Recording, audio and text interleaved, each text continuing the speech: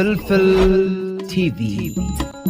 ሰላም ኣብ ኩሉ ኩርናዓት ዓለም ትርከቡ ኩብራትን ኩብራንን ንሎሚ ዝብልናዮ ዝተፈላለየ መደባት ሒዝና መፂና ኣለና ከምቲ ልሙድ ሰናይ ምክትታል ከምኡውን ደቅሪመይ ክሳብ ሕጂ ሳብስክራይብ ዘይሃረንኩም ዘለኹም ተኸታተልቲ ፍልፍል ቲቪ ኣባላት ቤተሰብ ፍልፍል ቲቪ ክትኮኑ ሳብስክራይብ ክትሃርሙ ብትሕትና ንዕድም እምበር ናብቲ ንሎሚ ሒዝናዮ ዘለና ዛዕባ እንታይ ይመስል ሓቢርና ንከታተል ኩብራትን ኩብራንን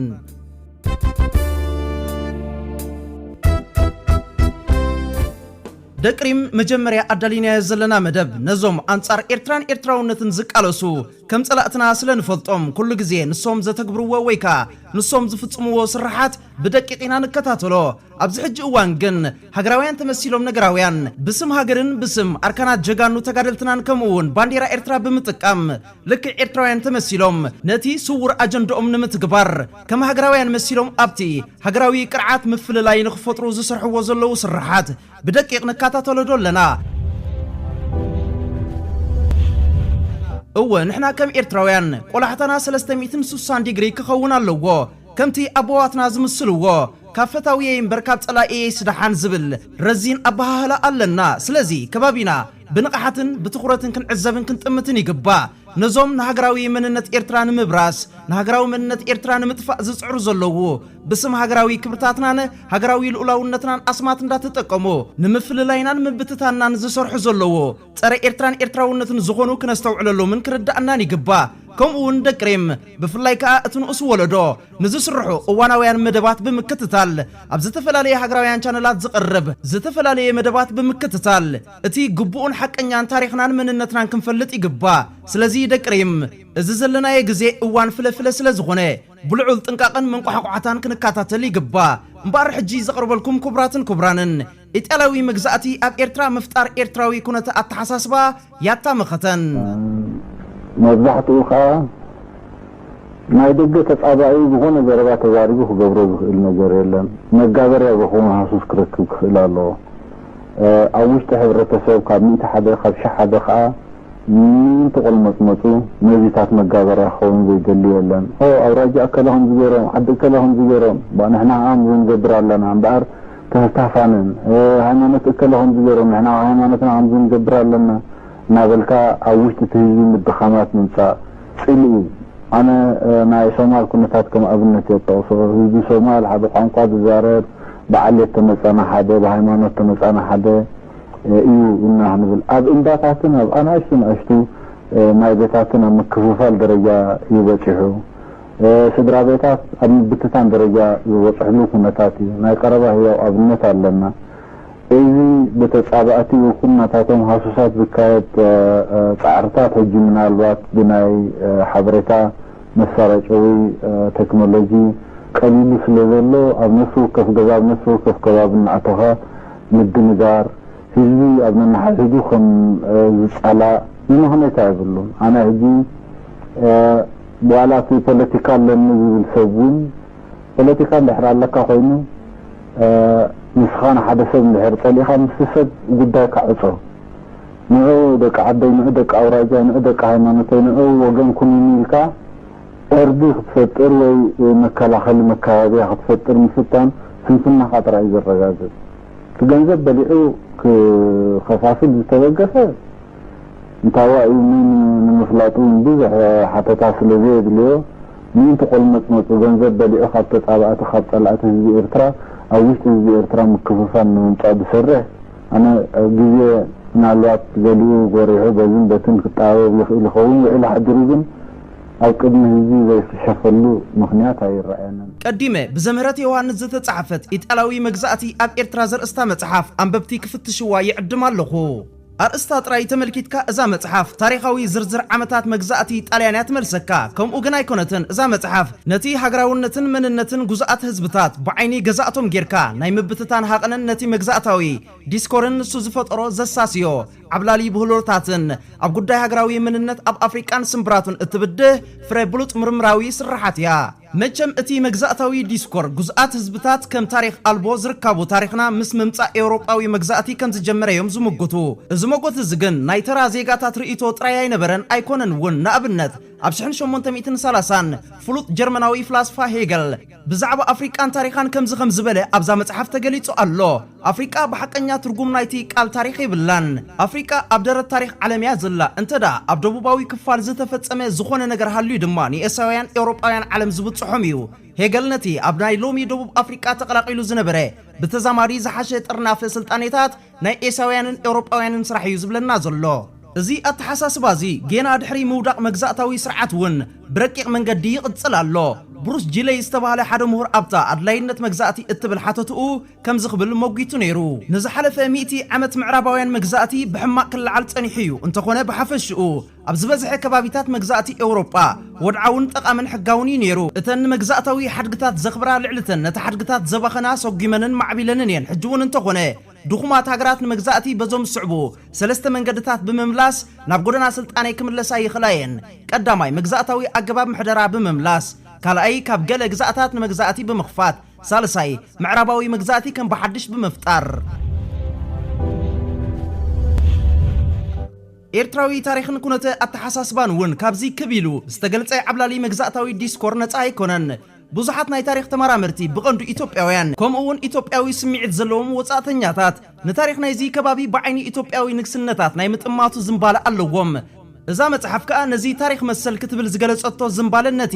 ናይ 3000 ዓመታት ኢትዮጵያዊ ታሪኽን ብዝምጉት ኣገባብ ንምዕኳኽ ኤርትራዊ ሃገራዊ መንነት ኣብ ግዜ መግዛእቲ ጣልያን ተንቲና ኣላ ኣብቲ ታሪኻውን ፖለቲካውን ባህላውን ትንተና ከዓ ኣዲስ ኣበባ ዝማእከላ ዘመናዊት ኢትዮጵያ ከም ኩለን ሃገራት ኣፍሪካ ናይ መወዳእታ 19 ዘመን ታሪኽ ውጽኢት ምዃናን ናይ 3000 ዓመታት ዝበሃል ቀጻሊ ታሪኽ ዘለዋ ፖለቲካዊ ኣሃዱ ከም ዘይኮነትን በንጻሩ እቲ ናይ 3000 ታሪኽ ዝበሃል ካብ ታሪኽ ምባሉ ጽንጽዋይ ምባሉ ከም ዝቐልል ተንቲና ኣላ ኣብዛ መጽሓፍ ዶባት ናይታ ኣብ ሓደ እዋን ናብ ንጉስ ሊዮፓድ ናይ ቤልጅየም ካብ መሻጥ ንስክላ ዝድሓነት ኤርትራ ውጽኢት ናይ ውሽጣ መኸተን ውጽኢት ናይቲ ብዙሕ ዲፕሎማሳውን ፖለቲካውን ሰውራውን ውረድ ደይብ ምዃና ብዝርዝር ቀሪቡ ኣሎ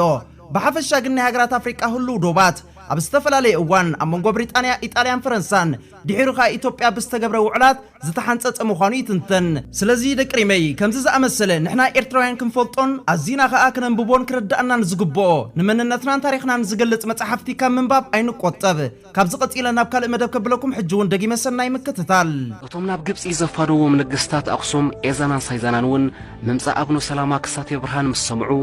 ኣብ 40 መዓልቲ ብምትእኽኻብ ምስ ብዙሓት ሰዓብቶም ኣብ 80 መዓልቲ ናብ ሃገር ሓማሴን ማለት ኤርትራ በጽሑ ምስቶም ኣብ መንገዲ ዝተቐበልዎም ኣብነ ሰላማ ክሳቴ ብርሃን ኮይኖም ድማ ናብ ደብረ ሲና ኣተዉ እዞም ነገስታት ኣኽሱም ኤዛናን ሳይዛናን ብኣብነ ሰላማ ክሳቴ ብርሃን ኣብ ደብረ ሲና ተጠመቑ ኣብርሃ ወኣጽብሃ ዝብል ስሙ ተዋሂቦም ብድሕሪኦም እውን ን40 መዓልቲ ዝኣክል ብዙሓት ካልኦት ሰባት ተጠመቑ ኣብ ምድሪ ኣጋዚ እምበኣር ጥምቀት ንመጀመርያ ግዜ ኣብ ገዳም ደብረ ሲና ፈለመ ግቡእ ኣገባብ ስርዓተ ክርስትና ይጅምራሎ ማለት እዩ ምስ መፁ ንመጀመርታ ግዜ ጥምቀትን ቁርባንን ኣብ ደብረ ሲና ንኣብርሃ ወኣጽብሃ ስሞም ኤዛና ዝነበረ ኣብርሃ ሳይዛና ዝነበረ ድማ ኣጽብሃ ኢሉ ስሞም ቀይረሎም በዚ ምኽንያት ኣብ ሃገር ሓማሴን ኣብ ብዙሕ ቦታታት ኩሉ ዋላ እኳ ኣብ መጽሓፍ ብዝርዝር ተደረኸብናዮ ንሸሞንተ ወርሒ ዝኣክል ተቐሚጡ ታቦታትን መስቀላትን ካህናትን ዲያቆናትን ከም ዝሸመ ኣፈ ታሪኽ ይነገር ዝያዳ ዛግር ዝተባህለት ዓዲ ሕጂ እውን ብስሙ ቤተ ክርስቲያን ተሃኒጻትላ ዘላ ሓንቲ ኣብ ኦርቶዶክስ ቤተ ክርስቲያን ኣርማ እትኸውን መስቀል ናይ ኣባ ሰላማ ከምኡ ጽንዓ እቲ ኣልባሳት ክሳብ ሕጂ ክጸንሕ ኣይከኣለን እቲ ጽንዓ ሓፀውን ዝኾነ ግን ክሳብ ሕጂ ኣብ ዛግር ከም ዘሎ ይንገር ብስሙ ድማ ታቦት ተሃኒጹ ቤተ ክርስቲያን ተቐሪጹ ይርከብ ብ330 ዓመተ ምህረት ግእዝ ኣብ ካልኣይ ጉዕዞ ኣብነ ሰላማ ክሳቴ ብርሃን ካብ ግብፂ ተበጊሶም ቀይሕ ባሕሪ ሰንጢቖም ማርሳ ተኽላይ ኣተዉ ኣብ ማርሳ ተኽላይ 7 መዓልቲ ድሕሪ ምጽናሕ ብምድረ ሳሕል ኣቢሎም ደብረ ሲና ኣተዉ ካብዚ ኩሉ ቦታታት ኣብነ ሰላማ ክሳቴ ብርሃን ስለምንታይ ደብረ ሲና መሪጾም ኣብ ታሪኽ ኣጋጣሚ ወይ ድማ ሃንደበትነት ክሳብ ዘይህሉ እቲ ንጹር መርሲዩ ክርከብ ዘለዎ ዋላ እቲ ትእምርቲ ክንሪኦ ከለና እውን ሕጂ ኣታ ተጸጊና ደላ ተኣምኒ መንደቕ ተገይርላ እምበር ቀደም ከም ጉልሻ ብሰለስተ እግሪ ቆይማ ነይራ ታ ሓውልቲ ተኣምኒ ናይ እግዚኣብሔር ተፈጥሮ እያ እግዝእትነ ማርያም ኣብዚኣ ከም ዝዓረፈት እዩ ዝንገር ኣፈ ታሪኽ ኣብኣ ስለ ዝዓረፈት ኣባ ሰላማ ድማ ኣብኣ ዓሪፉ ድሕሪ ኣባ ሰላማ እውን ብዙሓን ቅዱሳን እዮም ናብኣ መጺኦም ተስዓቱ ቅዱሳን ዝበሃሉ ካብ ዝተፈላለየ ሃገራት ኣውሮጳ መጺኦም ኣብኣ ዓሪፎም አባ ዮሐንስ ተባህለና ታገዳም ዝገደማ ካብ ግብጽ መጽዩ አብአ አሪፉ ኩሎም ቅዱሳን ዘዝመጹ ኣብቲ ቅዱስ ቦታ ስለዝኸዱ እንተሪኢና ወንኳ ኣብዘይ ዝሓለፈ ግዜ ንደብረ ሲና ካብ ርሑቕ ሃገራት ይነግድዎ ነይሮም ሕጂ ንሕና ተወለድቲ ደቂ ኤርትራ ጥራይ ንነግዳለና መርቀደም ካብ ሙሉእ ሃገር ከባቢና መጽዮም ይነግድዎ ነይሮም ከም ኢየሩሳሌም ምክንያቱ ዓባይ ደብሪ ስለዝኾነ ወላ ብቐዳምነት ዓባይ ጥምቀት ኣብኣ ተጀሚሩ ቁርባን ኣብኣ ተጀሚሩ እግዝእትነ ማርያም ግዜ ስደታ መጽያታ በዚ ምክንያት ደብረ ሲና መመከታ ሃገርና ደቅሪመይ ከምዚ ቅድም ኢለ ከቅርበልኩም ዝጸንሐኹ ንዓና ኤርትራውያን ኣዝዩ ኣገዳሲ ዝኾነ ጽሑፍ ከቅርበልኩም ጸኒሐ ሕጂ እውን እቶም ሃገሬ ኤርትራ ብጣልያን ዝቆመት ስናዕ ሃገር እያ ሃገር ኮይና ኣይትፈልጥን ኣብ ትሕቲ ሃፀይ ዮሃንስ ትመሓደር ነይራ ብምባል ኣብ ዓድዋ ንዝተጻሕፈ ጽንጽዋይ ክደግሙልና እትውዕሉ ዘለኹም እዚ ስዕብ ማእረምታ ክንሰደልኩም ሃገሬ ኤርትራ ካብ ምድረ ባሕሪ ናብ መረብ ምላሽ ካብ መረብ ምላሽ ክሳብ ሓማሴን ካብ ሓማሴን ክሳብ ኤርትራ ዝብል መደብ ኣዝዩ ኣገዳስን እዋናውን ናባኹም ከቕርቡ እየ ደጊመ ሰናይ ምክትታል እዚ መደብ ናብ ኩሉ ሰብ ክባጻሕ ሼር ክትገብርዎ ብትሕትና ይዕድም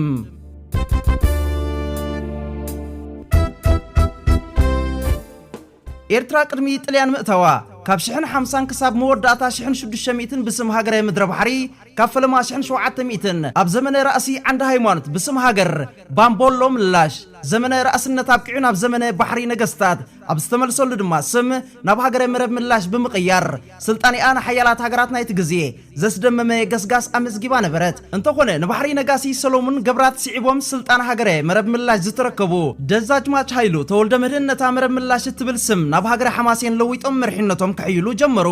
زيادة زتكرر العمام دم حدنا تاجره حماسين سطوم نمكبار حيال هجرة وسمعتها مقام نبره انت خونه من محدار دزجمات هايلو ببوزح نايقدام ورار أوراد ما نايدقيات وبست أنا نقنبره اتي بشحن شمونت 230 شعتن أبرو بابل ساعة تجبره وقدما حدا كابتي بقدم جنبار زتكس عبيت وقات نبره من محدار دزجمات هايلو بورار دقيات وبتبتاتينو ترفه دقيات وبأقو نقص مستسعره دزجمات هايلو اندقنا هجرة حماسين سريعهم نبهاجرة اسميرهم كجزوا جمرو انت خونه مثل علوي وتهدراوي راح يسراويتهم زنبره دقيات ولد مكيل دحر راسي بمقرج اوم ابشحن شمونت 270 شوعتن او كدباس تجبروا تسعيرهم مرحنتهم كم زبقع كونه هجر حماسين بزمن راس ولد مكيل سولومون ኤርትራ በወግዒ ብስም ሃገራይ ሓማሴን ክትጽዋዓሉ ዝጀመረት ብግዜ መንግስቲ ራእሲ ወልደ ሚካኤል ዝነበረ እዝኻ እቲ ብራእሲ ወልደ ሚካኤል ሰሎሞን ናብ መንግስትታት ፈረንሳ ግብጺ ቱርክን ግሪኽን ዝተላእኸ ወግዓዊ ደብዳቤታት ምስክር እዩ ክሳብ ሕጂውን ኩሎም ኢትዮጵያውያን ምድሪ ሓማሴን እዮም ዝብልዎ ኢትዮጵያውያን ሓማሴን ዝብልዎ ድማ ነታ ብእንግሊዝ ዝተሰንዐት ኣውራጃ ሓማሴን ዝምልከት ጥራይ ኣይኮነን እንግሊዝ ናብ ኤርትራ ብዝኣተወ ግን ህዝቢ ኤርትራ ንምክፍፋል መታን ክትዕሞ ነታ ሓማሴን እትብል ናይ ቅድም ዝነበረት ናይ ሃገረ ስም ብስም ናብ ሓንቲ ኣውራጃ ቀይርዋ እዚ ኸኣ ነቲ ህዝቢ ኤርትራ ብዘመነ መንግስቲ ራእሲ ወልደ ሚካኤል በፂሕዎ ዝነበረ ጫፍ መስርሕ ሃገራውነት ንምህሳስ ኮነ ኢልካ ዝተማሃዘ እዩ ኩሉ ብኢትዮጵያውያን ይኹን ወጻእተኛታት ዝተጻሕፈ ታሪኻዊ መጽሓፍቲ እንተሪኢናዮ እውን ንኤርትራ ብሓማሴን እዩ ዝገልጻ ኣብቲ የኢትዮ ኢጣልያ ጦርነት ዝብል መጽሓፍ እንተሪኢናዮ ንኣብነት ከምዚ ዝብል ይርከቦ የማይጨው ጦርነት እንዲነሳ አንድ ጅግና የሐማሴን ልጅ ምን እንዳደረገ ልጫወትባችሁ በመባል ኩናት ማይጨው ካፈኸራ ናፈኸራ ተመጢጡ ግዜ በመብልዑ ሓደ ወድ ሐማሴን ንጥልያን ሎምዕለት ኢትዮጵያውያን ኩናት ከኸፍትልኩም ስለዝኾኑ ቃታን ምስሓብ ተቀረቡ ኢልዎም ብቐጥታ ናብ ኢትዮጵያውያን ብምስጋር ጥልያን ሎምሸት ኩናት ስለ ዝኸፍትልኩም ቀዲምኩም ተኽሲ ክፈትሎም በመባል ነቲ ተኽሲ ከም ዝጅምር ምግባሩ ዝገልጽ ጽሑፍ ሰፊር ዘሎ እንተኾነ እቲ የሐማሴን ልጅ ተባሂሉ ዘሎ ኤርትራዊ ማለት ንምባል ዳኣምበር ነታ ዝነበረት ኣውራጃ ሐማሴን ዝውክል ኣይኮነን የሐማሴን ልጅ ተባሂሉ ዘሎ ሰብ ምናልባት ወዲ ስመጃና ወይ ወዲ ጾሮና ክኸውን ይኽእል እዩ ኣብ ገድሊ ወይ ታሪኽ መዋእል ኣቡነ ኣረጋዊ ዘሎ ጽሑፋት እንተሪኢና ብዛዕባኡ ዝተተረኸ ደብዳቤ ናብ ሓዉ ዝሰደዶ ኣብ ምድሪ ሐማሴን ወንጌል ይሰብክ ከም ዘሎ ይገልጸሉ ካልኣይ ኣብቲ ታሪኽ ናይ ኣክሱም ኣብ ብራና ዝተጻሕፈ ጋቤ ጋቦ ሐማሴናይ ኣጋቦሶ ቀተሎ ለኣረዌ ይብል ብሕፅር ዝበለ ከምኡውን ብሳልሳይ ኣብ ገድሊ ወይ ዜና መዋእል ቅዱስ ላሊበላ ነቶም ህዝቢ ማለት ነቶም ቤተሰቡ ከም ዝኽብል ከም ዝተላበዎም ኣብ ታሪኹ ተጻሒፉ ይርከብ እቲ ጽሑፍ ድማ ከምዚ ይብል እምበረከብኩመ ምንዳ ቤሑሬ ለምድረኩመ ምድረ ሐማሴን ዝብል ጽሑፍ ንረከብ ከምኡውን ጸሓፍቲ ታሪክ ግብፃውያን ሐማሱ ይብልዎ ከም ዝነበሩ ቅድሚ ልደተ ክርስቶስ ተመልኪቱ ይርከብ እዚ ድማ ህዝቢ ሐማውን ሴማውን ሕውስዋስ ህዝቢ ካብ ዝብል ከም ዝመጸ ተመራመርቲ ታሪኽ የመልክቱ ድሕሪ ዝኹሉ እቲ ሐማሴን ዝብል ስም ብግዜ እንግሊዝን ጥልያንን ስም ኣውራጃ ናይ ሕጂ ዞባ ማእከል ዝኾነ ግዝኣት ባሕረ ነጋሲ ድማ ይበሃል ነበረ ምድረ ባሕር ነጋሲ እቶም ገዛእት ግን ነቲ ህዝቢ ብወራርን ብዝምታን ምስ ኣሰልከይዎ ነቲ ገዛእት ኣላሕሊሖም ነቲ ክብሪ መፀውዒ ማእከልነት ባሕር ነጋሲ ከቃልሉን ብኢደዋንናዊ ነቲ ናይ ክብሪ መፀውዒ ንሓደ ህዝቢ ንዝመረፆ ቆፅሊ ንዝወደቀሉን ዝሽየም ንዝነበረ ድሕሪ ወራሮም ኣብ ዝተፈላለየ ባሕር ነጋሲ እንዳበሉ ሽመት እንዳዓደሉ ክብሩ ከነኣእስዎን ከዳኽምዎን ክኢሎም እዮም ክሳብ መግዛእቲ ራእሲ ወልደ ሚካኤል ሰሎሞን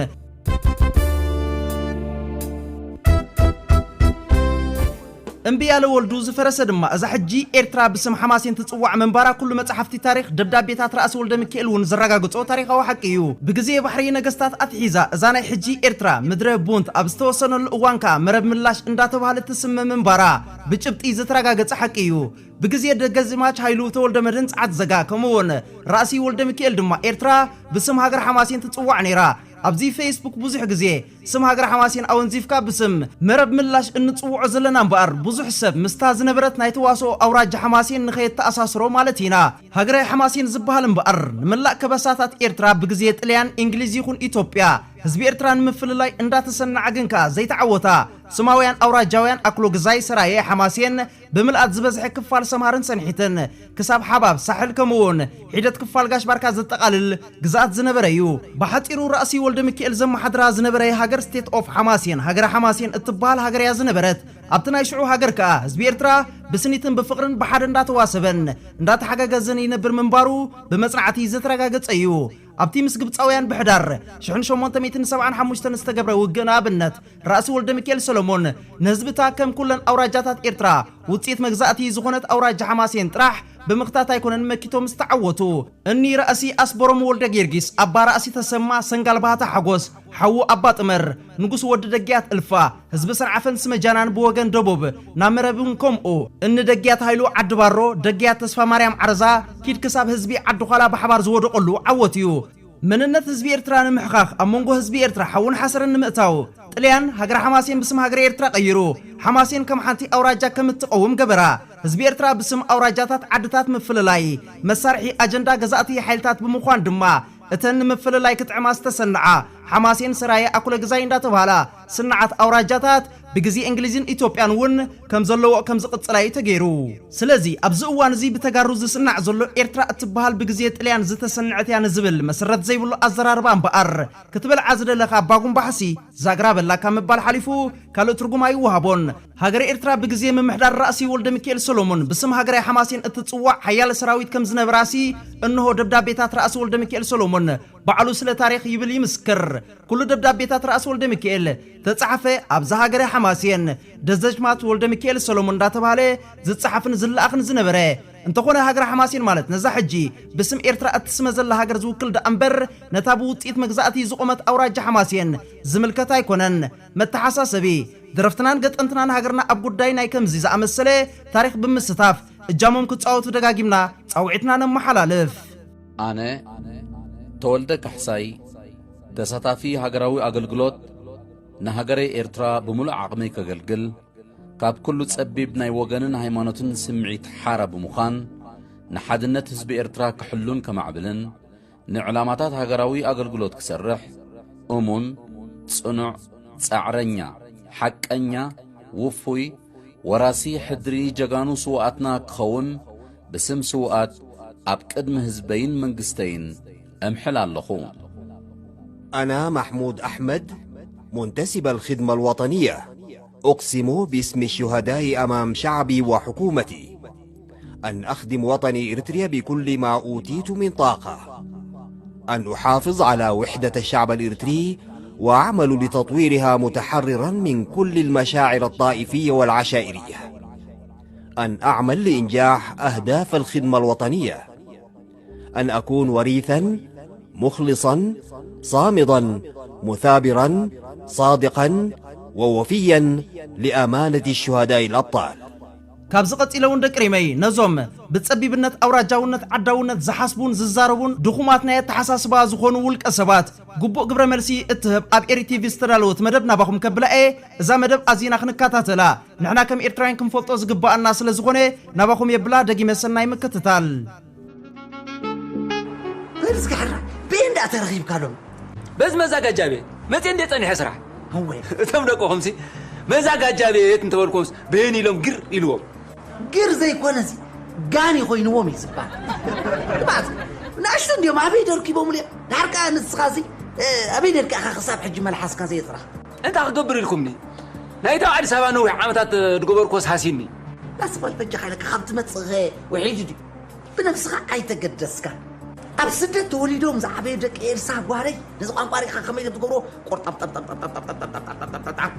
انتهي تبلو ودي ما نقاكو بقول عخا ختم مهرن مسعبها ختم مهرن بزح في اللي قالوا في اللي كله يخيل انت كنت عندنا قرد دليت تمرقهم داير ميلومني ترقا ما يدلي كالو اوكي ميلومني عطو انا محرنيا اي تقريني حواوس كلو تخون نعم تحجي نسخاسي مننت ورقة كتب متوقع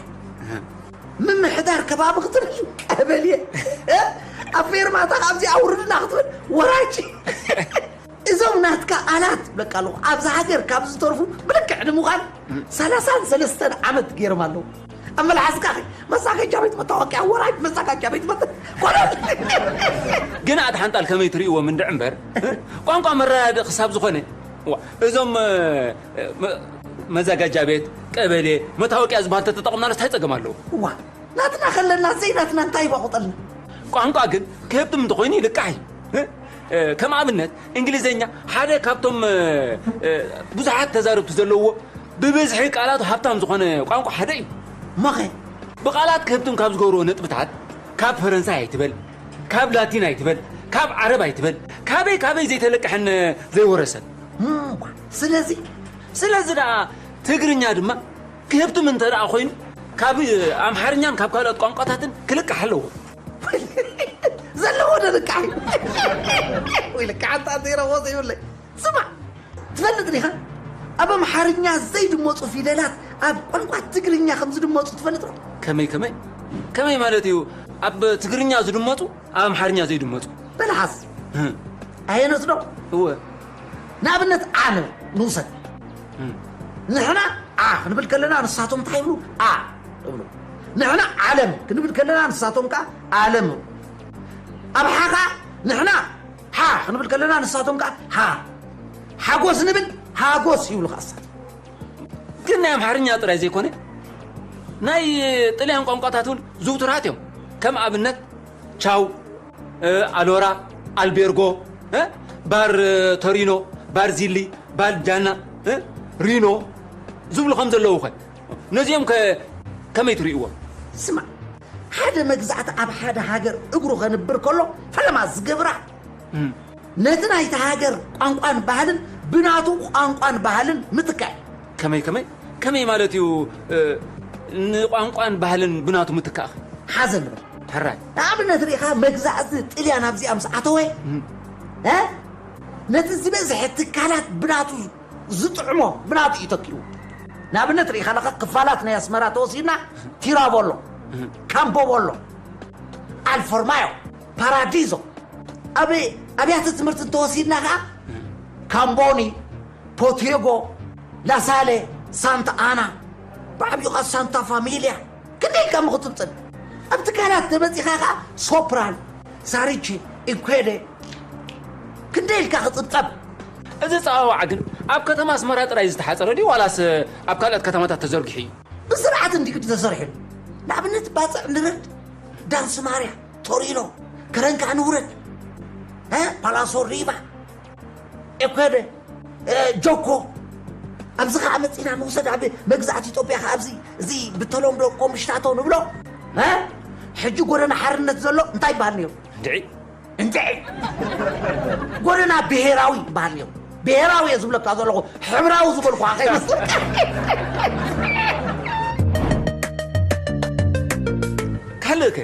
كالك هذا لك حزبل حرا إذا حجري خالها ميدا بحت مسكرب قدم طيب بهالنيرو أبيض عالدباباي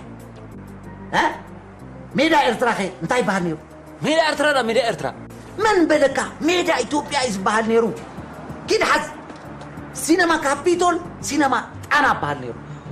إمبورو إثيوبيا روما أديس أبابا جد سينما زمرها ألولا بانجاي بهالكم زنا برا خطفلت أنت أخون تقول زلو إذا لو ما بيت مرت أيح بحارز بهال زلو እንታይ በሃል ነይሩ ቀዳማዊ ሃይለ ስላሴ ኣስመራ ሓፈሻዊ እንታይ በሃል ነይሩ ልኡል መኮነን ስታዲየም ኣስመራ እንታይ በሃል ነይሩ ንግስቲ ሳባ ንባዕሉ እዚ ኤርፖርት እንታይ በሃል ነይሩ ዮሃንስ ራብዓይ ክንደይ እሞ ባራት ከንታይ ነይሩ ስሙ ናይ ባራት ገዲፍካ ተዛረብ ባር ፋሲለደስ ኣዋሽ ጎንደር ዋልያ ዝምባባ ባርጅማ እንታይ ትበሃል እዚ እምባላጌ كده يوصلوا لها أم حقهم عندهم ده مجزعتي إيه تقدمي تزجبرا بهلن قانقو نايت أزجز أحجر بقانقون بهلن مقيار عندي وقتهم أنت إذا عدلي سمع نحن مهار كلنا بتقرني أنت مهارنا قانقوار يا خالقة هو بمهارني أنا تمهارنا أم حقنا إننا بهلن إحنا خنحوسه ناتك عم تحوس بيدنتي نحن أبا ملأك غرق وغاني من أبا ملأك أبا ملأك لا أب قانقو تقرني أزقدسو أبو كم سن الصغار يخلق حدي ما ملكي كم هسا جابيت وراك كتب بالسمعوها أنت عقرب حزب بلا مبزر صغار دايما غرقامو كاب يقرقوا من حاسس عنك كلاس الله لا تكمل عنك زي برس كذا كذا صح كمل كريمي زيادة إذا فيديو أب إير تي في أبندا زمام كيركم كتكاتتلوا دقيمة بتحتنا يعدم كسب خالي فيديو زملسكم تطعموا سسناي تطعموا نعصبات ودكات ودكنيتنا هجرا وخبرات زل ألما وزخن سماعاتنا وترو عوتنا عفاش